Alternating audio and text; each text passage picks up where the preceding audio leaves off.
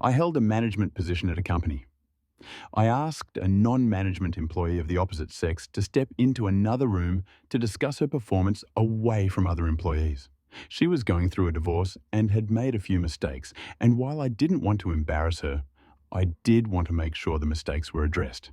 She acknowledged it and thanked me. An hour later, I was escorted from my office by security and was informed by my boss that a sexual harassment complaint had been made and proper protocol was to suspend me. I asked what it was and was told we need to investigate. I can't disclose that. He assured me that it shouldn't take long, and if I wasn't guilty of anything, I'd be paid for the time out. I again asked what the accusation was and was told as there was an ongoing investigation, I was not permitted to know, but if they had questions, I would be contacted. I wasn't happy, but knowing that I didn't do anything wrong, I left the building. Later that night, I received a notification on my phone that my email password was incorrect.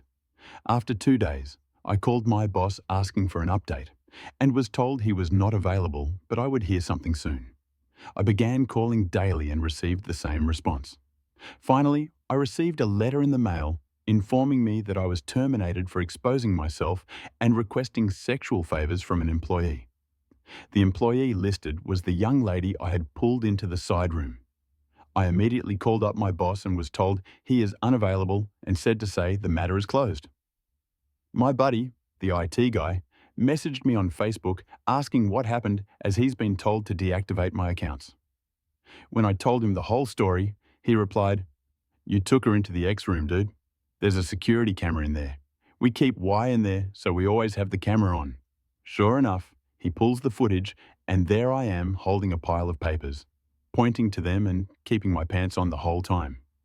I left a message for my boss that the alleged incident occurred in a room with surveillance and that I would be contacting an attorney and subpoenaing the video record.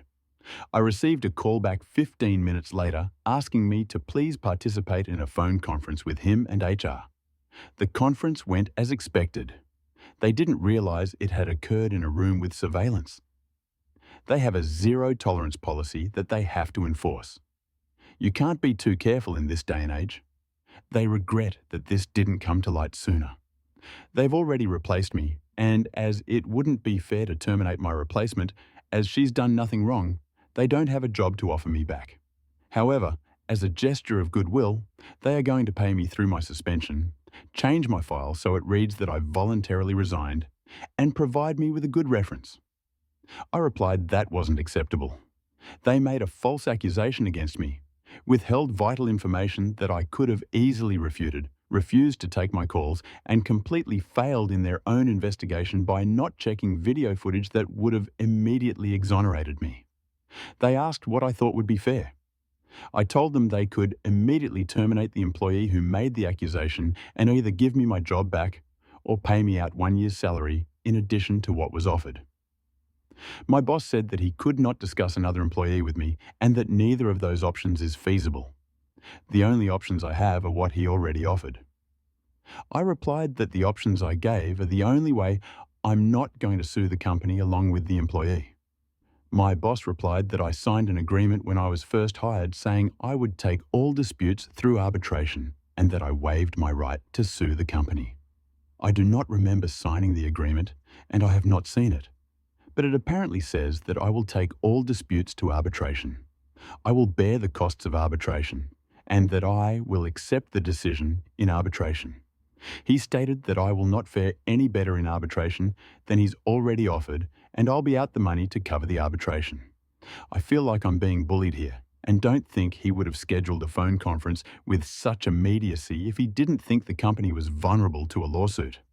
I'm waiting on a call back from a few employment attorneys. Do I have a case? Am I wrong to feel that this is unacceptable? Update 1. I requested that as they had taken a full 2 weeks to investigate the allegation, they provide me a copy of the report containing the evidence they used to determine the false accusation to be true. My boss said this was privileged. The total time from my notice of termination to my call to the office was 27 hours. The conference call was 14 hours later. This means they replaced me before the supposed investigation, which I do not believe happened, concluded. Quite a bit has happened in the last few weeks. A friend of mine at another company, after hearing what happened, told me his company had an opening.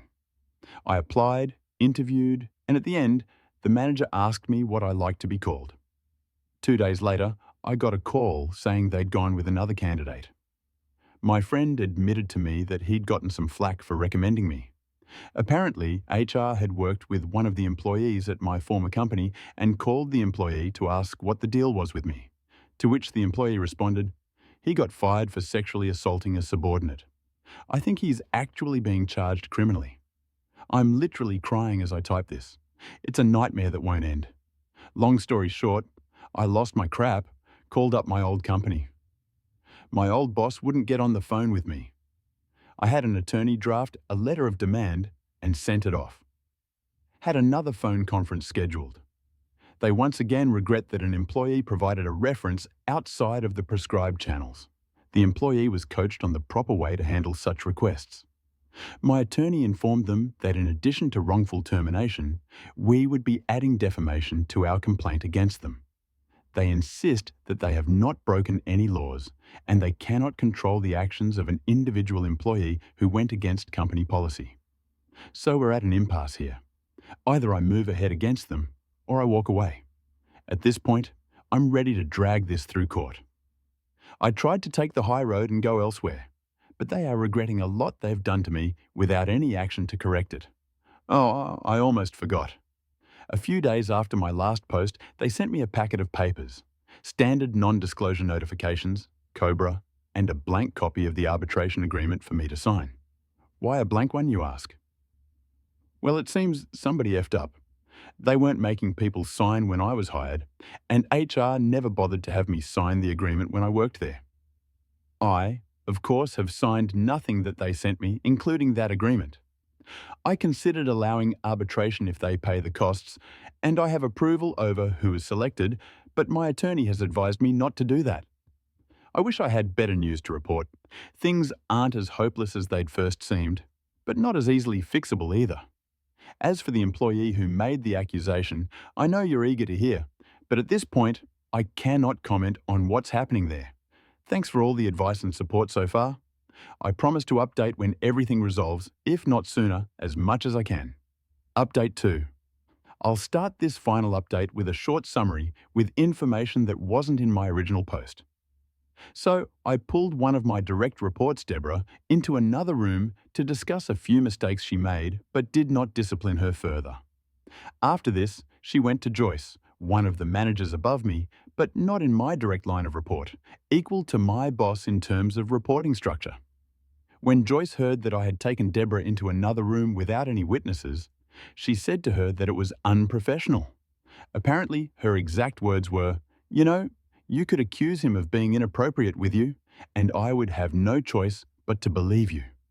This was repeated several times with a strong emphasis on no choice. Joyce then asked Deborah if I had been inappropriate with her, saying, "It will only happen again if you don't speak up now. If you do now, we can take action." Taking the not-so-subtle hint from Joyce, Deborah accused me of exposing myself to her, and I was placed on leave pending an investigation. Joyce immediately sent out an email that nobody besides the secretary was to speak with me without an attorney present and told the IT guy, Paul, to deactivate my access.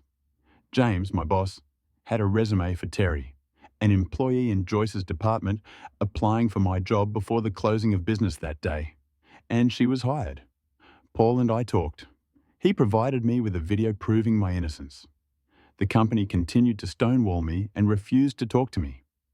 When they did, they attempted to push me into arbitration and to retroactively sign an arbitration agreement.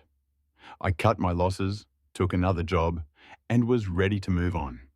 Then Sandy, an employee in Joyce's department, broke protocol, talked to HR at the new company, told them I had sexually assaulted a subordinate, and cost me the job. So that brings us up to date. My attorney and I launched a civil suit against the company and Deborah. Bet you're wondering how I know the above.